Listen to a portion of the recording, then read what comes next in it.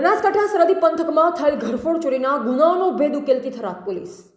આરોપીને ઝડપી લેવા થરાદ પોલીસને મળી મોટી સફળતા.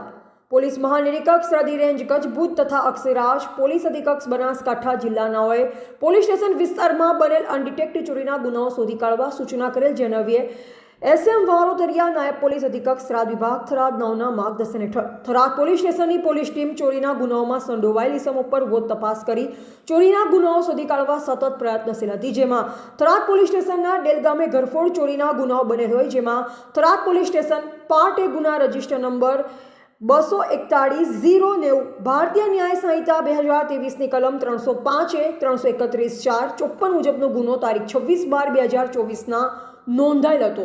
જે વણ ઉકેલ્યો ઘરફોડ ચોરીનો ગુનો હોય, જેને શોધવા અલગ અલગ ટીમો બનાવેલ હતી.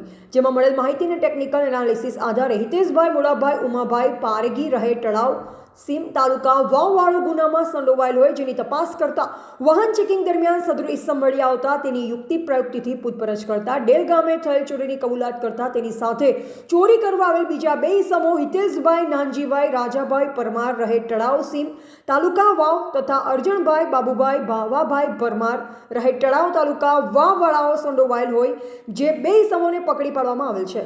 જે પકડાયેલ 3 ઇસમો પાસેથી રેલ ગામે ચોરીમાં ગયેલ દાગીના તથા રોકડ રકમ તપાસના કામે રિકવર કરવામાં આવેલ છે. જેઓની પૂછપરછ દરમિયાન થરાદ પોલીસ સ્ટેશનના ચુડબેર ગામે 2 અલગ અલગ જગ્યાએ ચોરી કરેલ તથા માવસરી પોલીસ સ્ટેશનના ફાંગડી ગામે તથા વાવ પોલીસ સ્ટેશનના ભાખરી અને ડેરિયાણા ગામે અલગ અલગ ઇસમો સાથે મળી ચોરી કરેલ હોવાની કબૂલાત કરેલ છે. આમ કુલ 6 ઘરફોડ ચોરીના વણ ઉકેલ્યા ગુનાઓનો ભેદ ઉકેલવામાં આવેલ છે.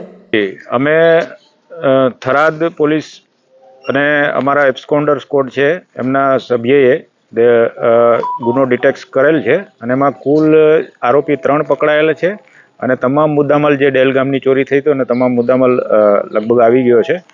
આ સિવાય પણ આ રીઢા ચોર છે. આ સિવાય પણ એણે ટોટલ અમારા 5 ગુનાઓ બીજા એટલે ડિટેક્ટ થયેલા છે. એટલે આમ કુલ ટોટલ 6 ગુના ડિટેક્ટ થયેલા છે અને 1 માવસરી પોલીસ સ્ટેશનનો ગુનો છે, 2 વાવ પોલીસ સ્ટેશનના ગુના છે અને કુલ થરાદના 3 ગુના. આમ ટોટલ 6 ગુના ડિટેક્ટ થયેલા છે.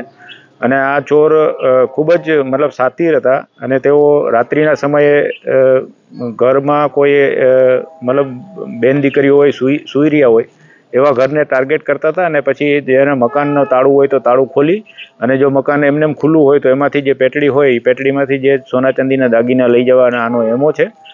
આ અગાઉ પણ ઘણા ગુનાઓમાં પકડાઈ ચૂકેલા છે. માવસરી પોલીસ સ્ટેશન હદનું ગામ છે તળાવ, ત્યાંના રહેવાસી છે અને ખૂબ સાતીર દિમાગના છે, પણ નસીબ જોગે અમારા હાથે આવી ગયા છે.